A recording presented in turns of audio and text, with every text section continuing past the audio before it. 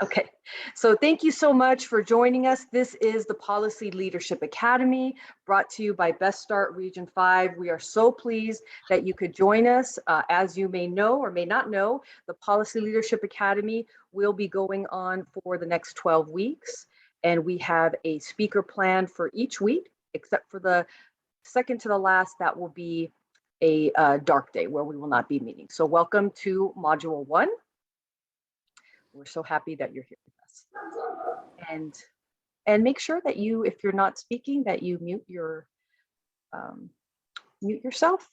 The Policy Leadership Academy is bringing together stakeholders, community residents to understand and address local, statewide, and federal issues through a shared knowledge of causes and impacts, current problem-solving frameworks and best practices, and actions to address change with an emphasis on policy. The timeline, as I mentioned, the timeline is going to be 5 weeks in August. August is a long month, so we're going to have 5 weeks in August, 4 in September, and then 3 in October. But again, that middle one is going to be dark. So we will be together throughout these next 12 weeks. The agenda for today, this morning, is a welcome by Ms. Corina Casco, who is our people officer, our chief officer, our very illustrious speaker, Ms. Dolores Huerta, and then that will be followed by a Q&A. So if you have any questions that you'd like to ask Ms. Huerta, we welcome them. I am now going to turn it over to my director, Sylvia, who is going to introduce our chief program officer, Corina Casco.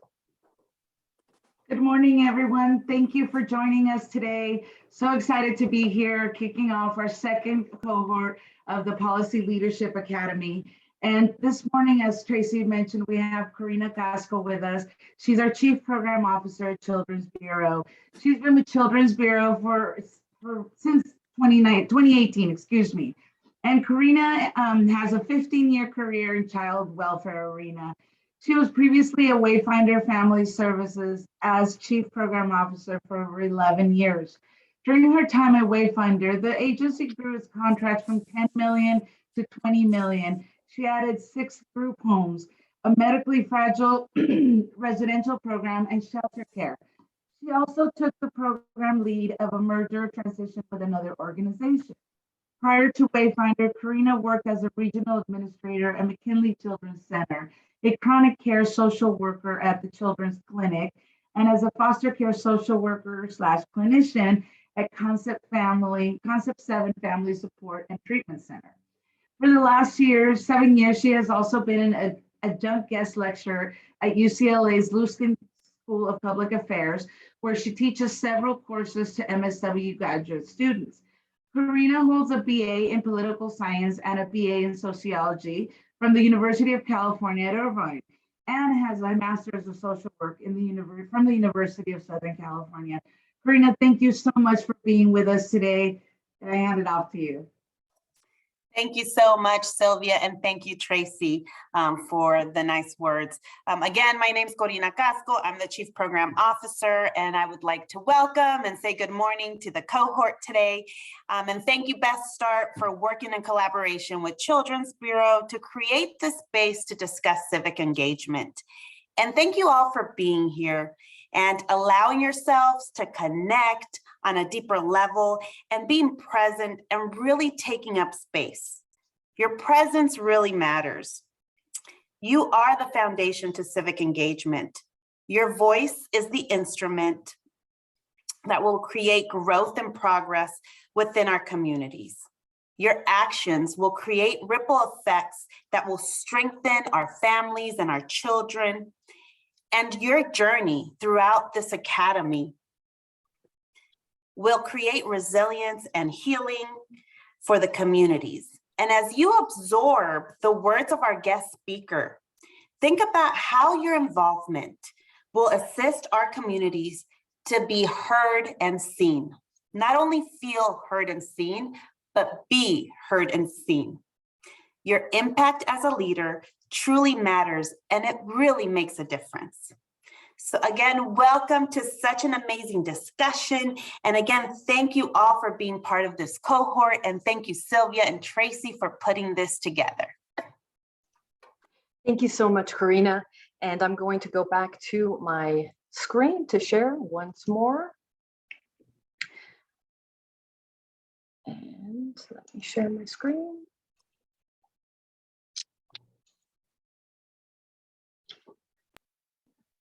And can everyone see it? Okay, thank you. And so it is my pleasure. I'm going to turn it over again to my director, Sylvia Scott, but it is our pleasure, our honor to have what I call a living legend in California, Ms. Dolores Huerta with the Dolores Huerta Foundation, who is going to be speaking today on civic engagement. But for her introduction, I'm going to turn it over again to my director, Sylvia. Thank you, Tracy. La Gran Señora Dolores Huerta is the founder and president of the Dolores Huerta Foundation. She co-founded the United Farm Workers of America with Cesar Chavez. Dolores Huerta is a civil rights activist and community organizer. She has worked for labor rights and social justice for over 50 years. In 1962, she and Cesar Chavez founded the United Farm Workers Union. She served as vice president and played a critical role in many of the union's accomplishments for 4 decades. In 2002, she received the Puffin Nation $100,000 prize for creative citizenship, which she used to establish the Dolores Huerta Foundation.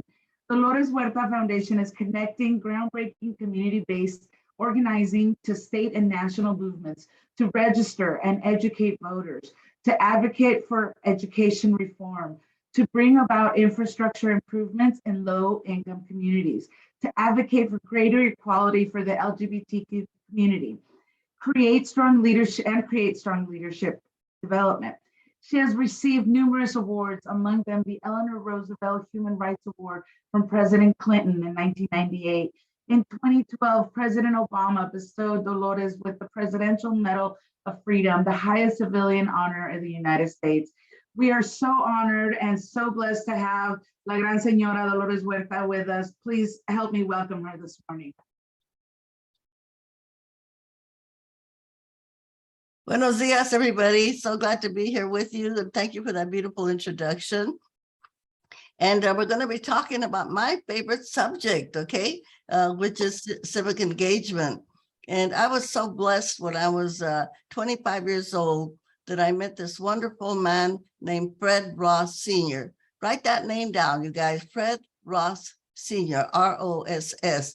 And he had been engaged, and I think many of you know about that famous case in Orange County and Westminister, where they had the Anglo children separated from the Mexican children.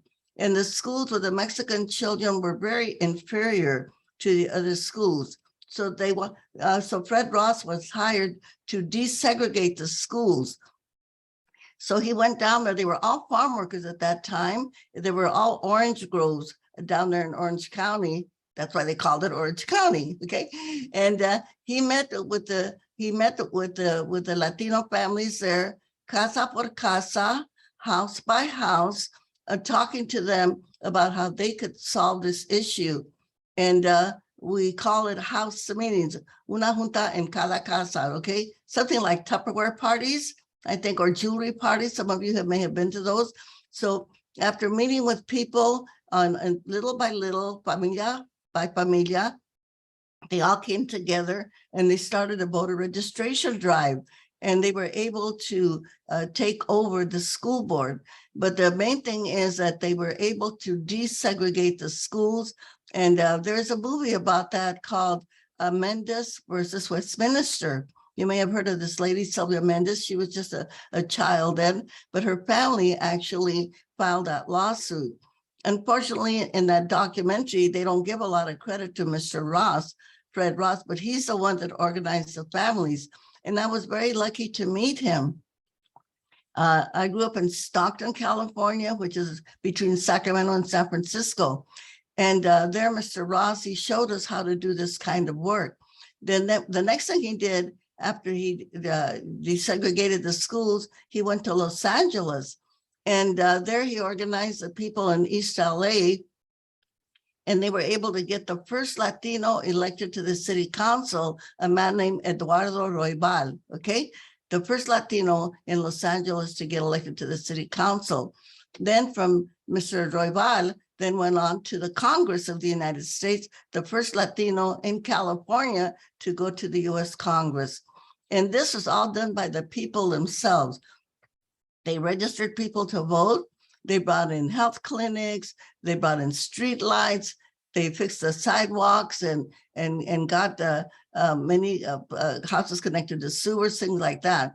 And it was all what we now call civic engagement, which just basically means that the people are involved in making democracy work. And we've heard that word democracy that has been thrown around a lot, especially today after what happened on January the 6th, right? So, and especially in our communities of color, like the Latino community, the Black community, the Asian community, it is really, really important that people learn how to do this. And the basic premise of Mr. Ross, what he taught us is this: you have the power. You have the power. You may not have a high school degree. You may not have a college degree. You may not be a citizen of the United States. You may be undocumented or a green card or an immigrant. But guess what? You have the power to make changes, because the power that we need to do this is where? It's right here in our person, okay? And that is a basic lesson that Mr. Ross taught us.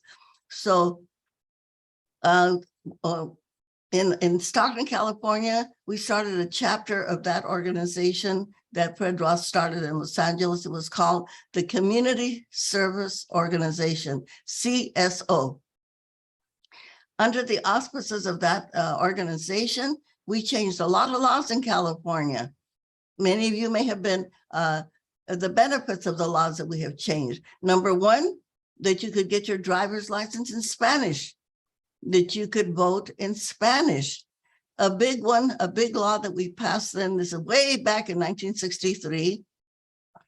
And I had the good fortune to work this bill through the state legislature, that if you were a legal immigrant, if you had your tarjeta verde, you had your green card, you could get public assistance, aid to the blind, aid to the disabled, old age pension from the state of California, and later on aid to needy children.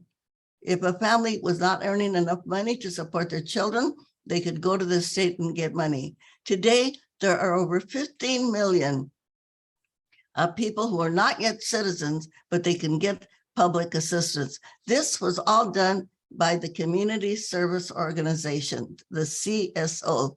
Another bill that this is really, really important, that we changed the law that if you could go out there and register somebody to vote. Before that, you had to find a deputy registrar to deputize you, and you had to sign an affidavit that you were a citizen. They made it really, really hard to vote. By the way, they still have that law in Texas. Well, you know what? We changed that in 1963, okay? Many years ago, probably before some of you were born. But this made a big difference in California. So that's why in California today, what do we see? We have many Latinos, African Americans. We have a lot of women in the state legislature because we changed that law. And this is so basic. Using that same type of organizing people, telling them that they have power, that they can make the changes.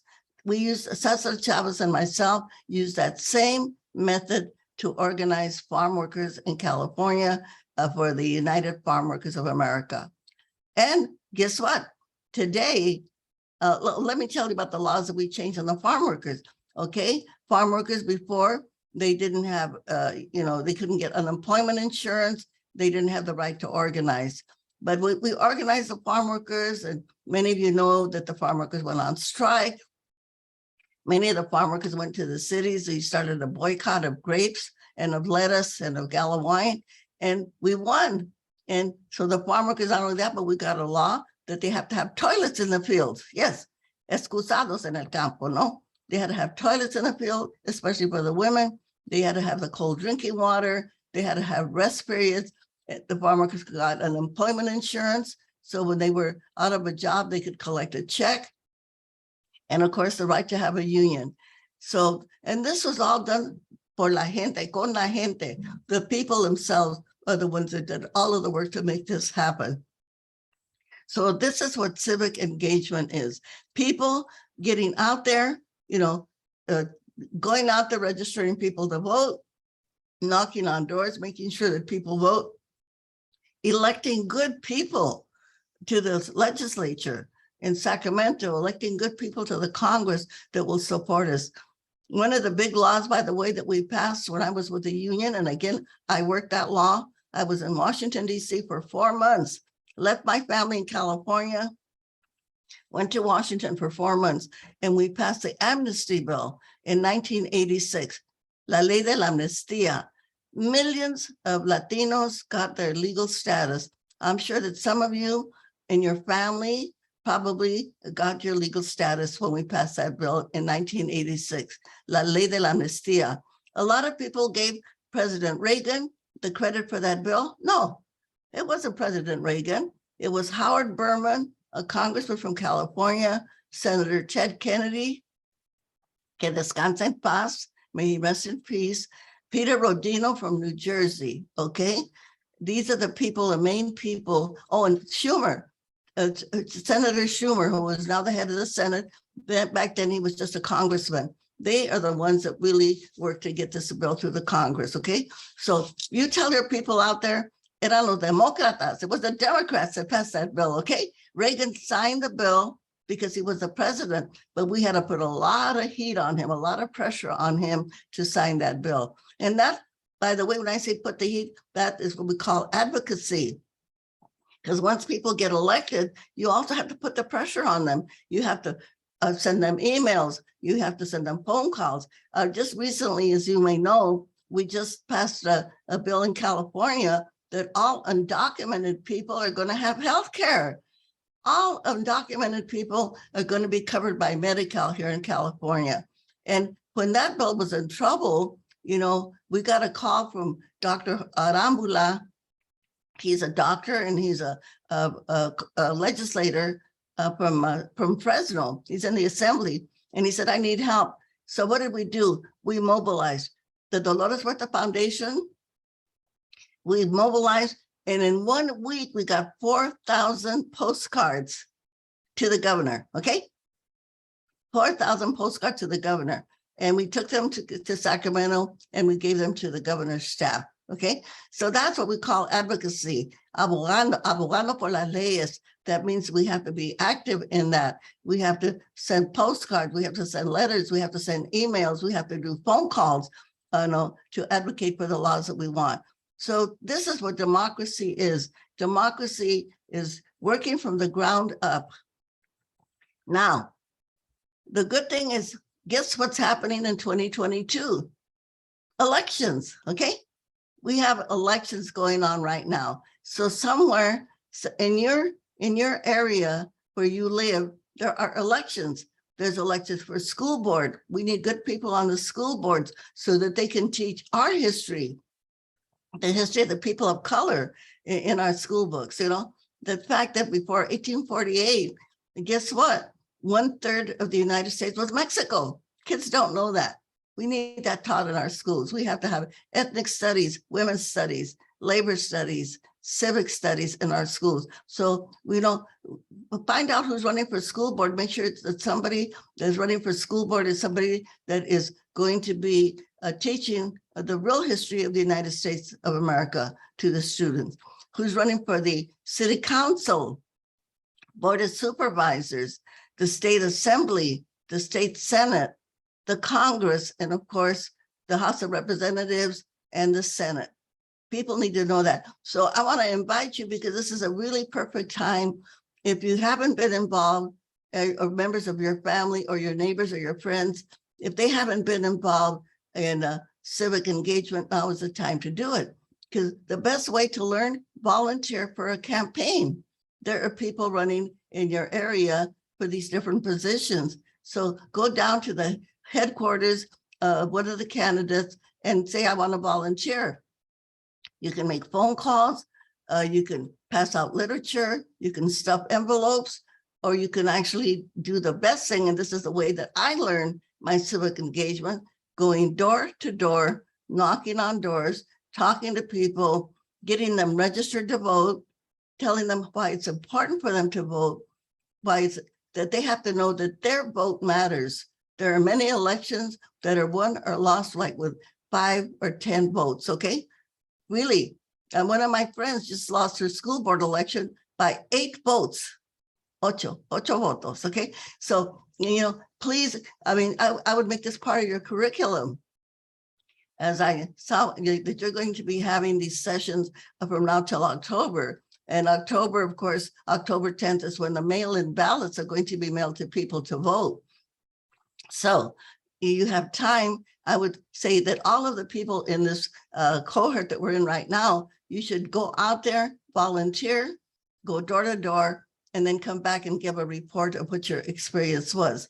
I taught a class at the University of Southern California, and I had a big class. It was almost 100 people in the class. But one of the instructions that I gave them is that you have to go out there and volunteer. And you know what they did? And then they came back and they gave their stories. Their lives were changed. My life was changed when I went out there and knocked on doors to get people to register to vote, then going back and to get them to vote. So I would make that part of your curriculum here, because you can do so much. You know, like I mentioned, some of the laws that we passed that we worked on, and we have so much work to do. And I want to say one thing very important too. There's a lot of, especially for the Latino community, there's a lot of people out there that are saying to Latino families that you should vote for a candidate because they are against abortion or because they're against gay marriage, okay? We know that the Supreme Court just came out and they're trying to stop women's reproductive rights, okay? These are rights that women have. Derechos reproductivos son derechos humanos. So these are rights that we have. And I just want to quote Benito Juarez to you, okay? Benito Juarez, who was a great Mexican president from Oaxaca, Mexico. And he had a saying. His saying said, el respeto al derecho ajeno es la paz. Respecting other people's rights is peace. I happen to be the mother of 11 children, in case you didn't know, okay?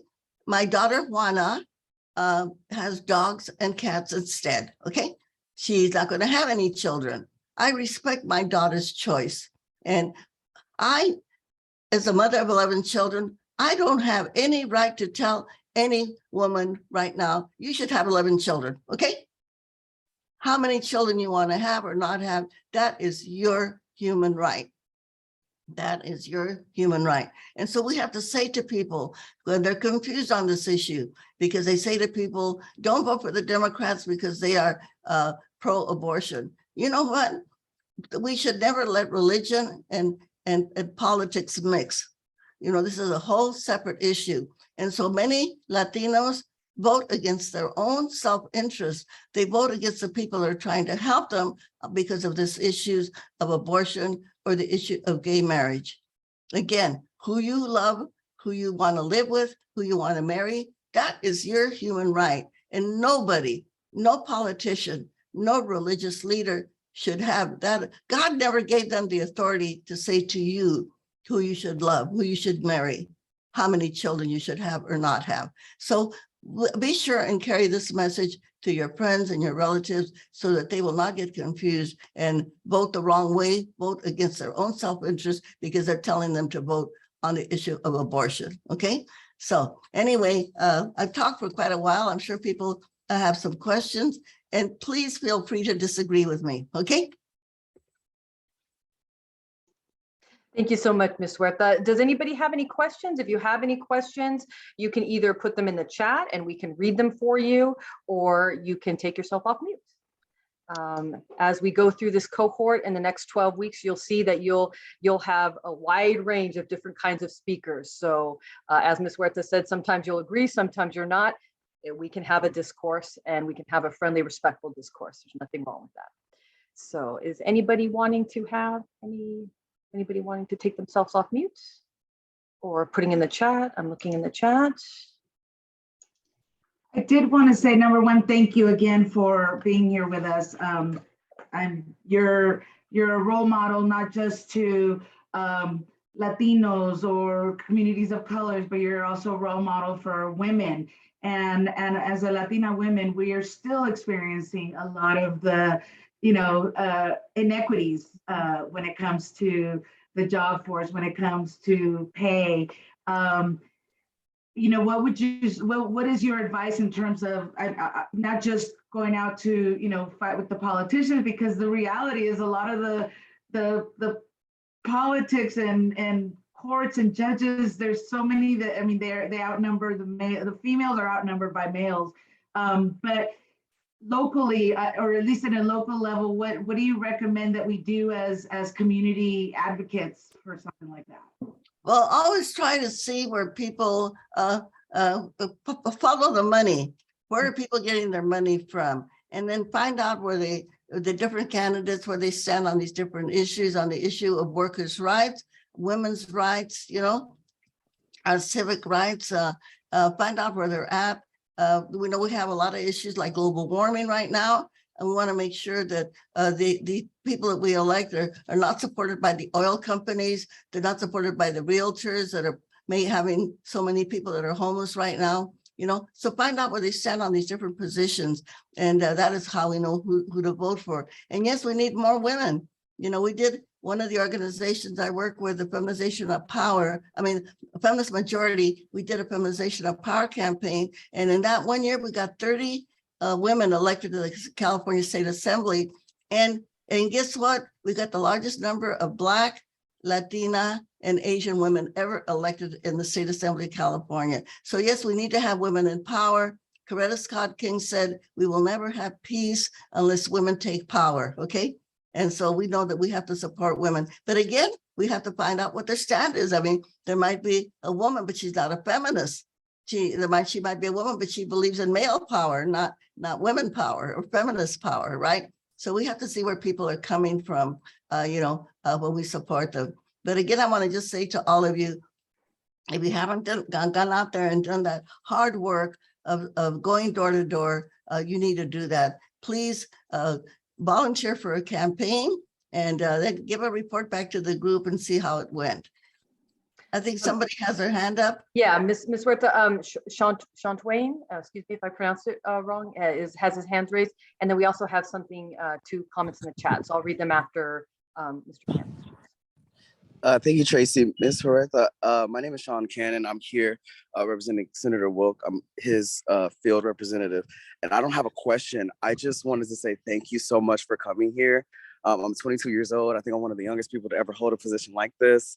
I volunteered on campaigns. I have, ever since I turned 18, I have got involved, and it is in a large part because of how I've been following you and your work and your history and the importance of representation and lived experiences in this work. And so I just wanted to say thank you so much for being inspiration to me and so many future leaders.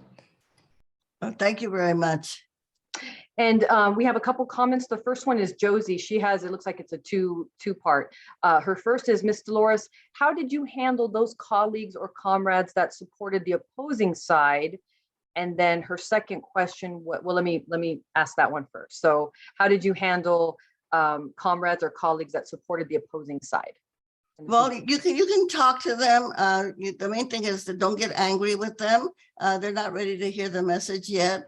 But I would say, please still talk to them, because at least they're planting that seed in their conscious and in their brain and hopefully in their hearts, so we can kind of turn them around. But don't get angry with them. Just be patient with them.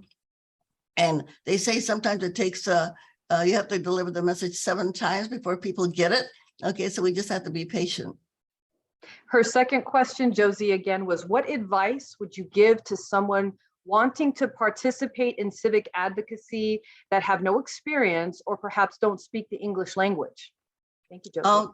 Well, you don't have to speak the English language. Many of the people in our organization speak only Spanish, or they speak Punjab or some other language, but that's okay. They can still get involved. We know we have a lot of the people that are out there that happen to be Spanish speakers or speak some other language. So there's always a place for people to get involved. Please, again, I want to repeat it. There's no other way. I'm sorry, I'll say Mr. Cannon, okay? Because I'm not sure I can pronounce your name, Sean Wayne. What you said before, the way all of us learn is by experiencing it. We're not going to talk about it. We're going to go out there and do it. And this is the best way to learn, by actually being out there, knocking on those doors, getting that I call it emotional fortitude, okay? Because you become stronger when you're talking to other people and you're convincing them to get involved. You know, to get involved. The voting process is the foundation of democracy. Franklin Delano Roosevelt said, you know, that this is the soul of our country. And Abraham Lincoln said, the ballot has more power than the bullet, okay? So just getting out there, like I'm saying, get out there, volunteer, whatever campaign it is, you know, just go out there and volunteer to do that work, and you're gonna get the experience. And that is like, you might say, the infusion of democracy into your brain and into your body. And then we had a comment from Karen, which kind of goes with what you were saying about don't get angry, because we can disagree. She says, thank you for your passion. Respectfully, I do disagree on the abortion issue, particularly as it comes to late term abortions, to which the current Prop 1 would allow. The one thing about Prop 1, though it is the voters can still support politicians who support their interests in other areas and still oppose Prop 1. So that was her comment. We also had Ruth Sanchez, who is actually with the Dolores Huerta Foundation, who put in her phone number if we wanted to get a hold of her. I'm not sure who was first, because we've got Elvia who raised her hand, and then we've got Donna. So Elvia, I'll go with you first, and then I'll read Donna's comment. Elvia. Thank you, Tracy. Good morning, Ms. Huerta. I am Elvia Salazar. I'm the Regional Coordinator for Family Santé Programs at Valley Oasis. And I'd really like your opinion or your thoughts on any recommendations on books. I would really like to get started on civic engagement. I have a master's degree in public administration and public policy. I would really like to make a change and a difference in our community regarding homelessness and student loans. So totally, completely separate issues, but I would like any recommendations that you have on books on how to get started on any of this. So I may sound like a broken record, Elvia, but in your area, I don't know where you live, but I am sure you have good people running for the Congress or for the state assembly or the state senate, or even your local school board or city council or county. Just go down there to their office and say, hey, I'm here to volunteer, okay?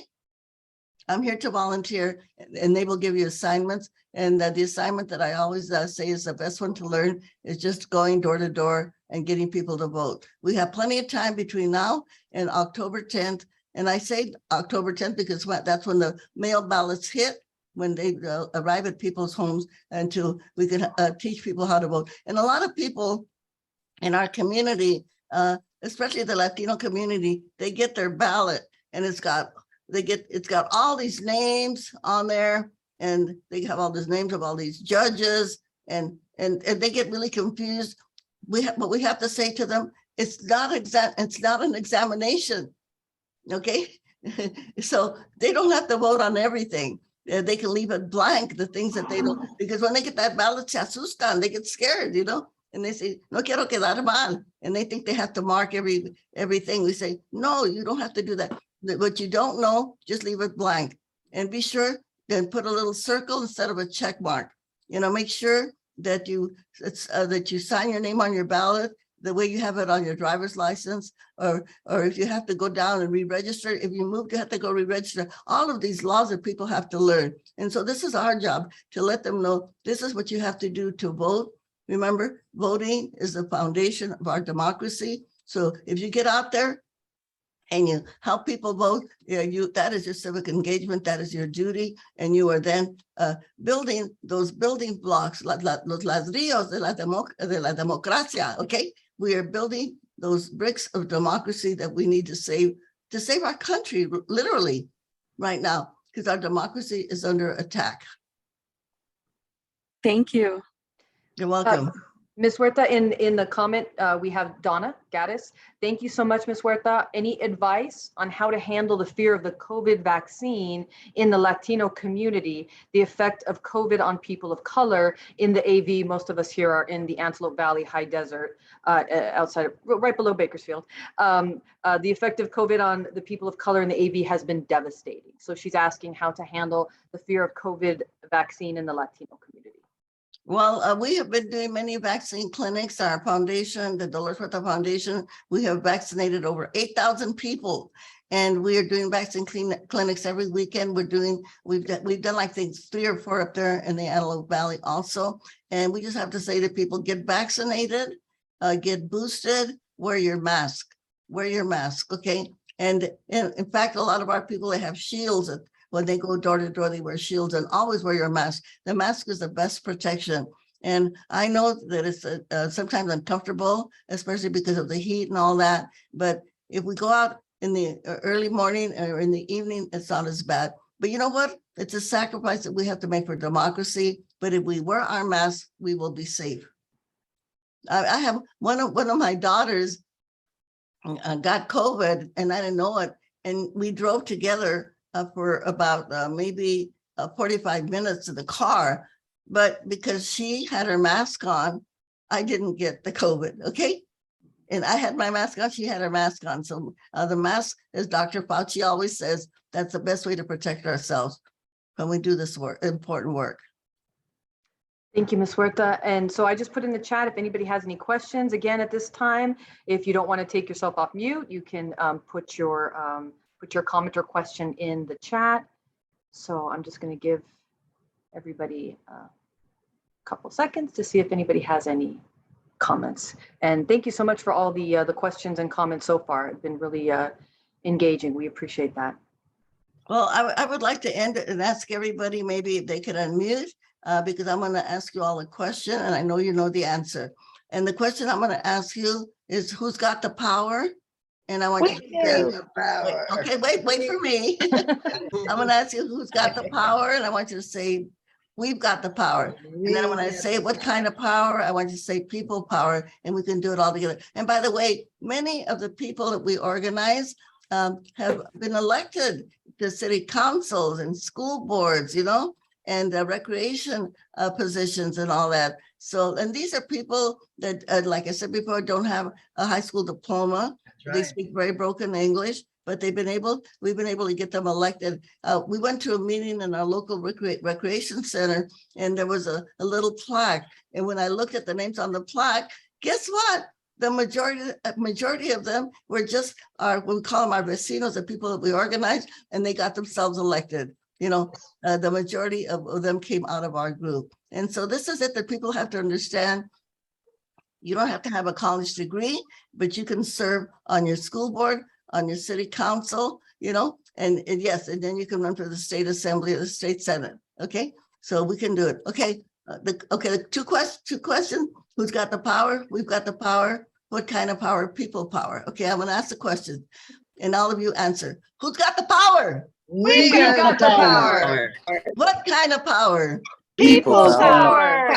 Okay, so are we going to use our power? Are we going to go out there and knock on those doors, get people informed? Yes, we are. Absolutely. Yes. So let's say si se puede. That means yes, we can. Sí se puede, por Let's all clap together. All together. Let's go. Sí se puede. Sí se puede. Sí se puede, of course. Sí se puede. Sí se puede.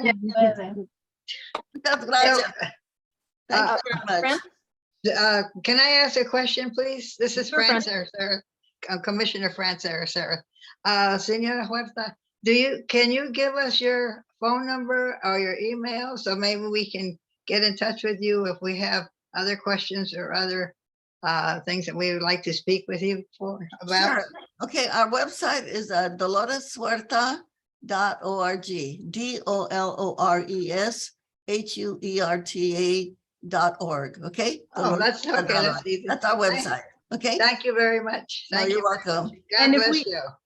Thank you, Fran. And if we can all give a virtual or an actual round of applause to Ms. Huerta today. Thank you so much. Again, a pleasure seeing you and having you open up the cohort this morning. And so I'm going to start sharing my screen again. And this is what's going to happen at the cohort. Sometimes we might have time. Sometimes we might go to the end. So we've noticed that with a lot of our speakers. So let me just open, and can everyone see my screen? I know I'm just there. Okay, great. So thank you so much again, Ms. Huerta. So as we move forward, you might have received an email. Mostly the emails are going to come from me. You're going to get tired of seeing my email address, but most of them will come from me. And we are starting something really new and exciting. It's a platform to really engage. You can upload all of the media. Each speaker has a flyer. You're going to see those kinds of things. You're going to be able to talk to each other. And so it's going to be utilized on the group site. So I know that some of you have joined. So if you join, this isn't for you.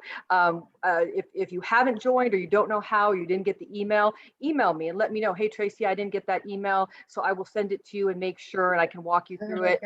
And again, it's a chance to connect with your fellow cohort members.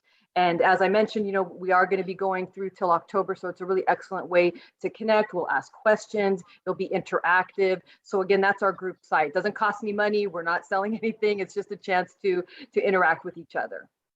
And Linktree. So this Policy Leadership Academy has been brought to you by Best Start Children's Bureau. And so you can follow us on Linktree. I'm going to ask my colleague Darrell to put the Linktree into the chat. And the Linktree has all of our social media. So if you want to follow us on Instagram, if you want to follow us on Facebook, you can check out all of your YouTube, all of our YouTube videos, which brings me to another point. So again, each cohort meeting, you're going to be getting the week out, the day out, and an hour before. So it's a friendly reminder to let you know, hey, it's coming up. So that's normally how you're going to receive information from me. And you're also going to be getting, in this case, you'll be receiving the video. So we'll post it up on YouTube, but you'll also receive your own little link so you can share it if you want and such like that. So Linktree is again our Best Start and our all of where we're doing. So all of our social media. So that, and then there's my information. Obviously, you guys have my email. You guys are here. But if you want to drop me a line or if you want to give me a call, that's the way to get a hold of me. And then finally, next week. So next week we have Laura Valles. She is with Laura Valles and Associates. The topic will be developing collaboration. So again, the Tuesday at 9 o'clock, that's going to be our meeting time. So every Tuesday at 9, we'll be here with each other and we'll have another dynamic, exciting speaker. So Laura Valles will be next week, again, developing collaboration. And we had her speak at the first cohort and she was very popular. She's an excellent speaker. I'm sure you're going to really enjoy her. And finally, thank you for joining us. As I love to say, you could be doing anything else, but you're here with us and we really appreciate it. We hope you're going to enjoy this Policy Leadership Academy cohort. And again, we're going to be together for the next 11 weeks and we think it's going to be worth your time.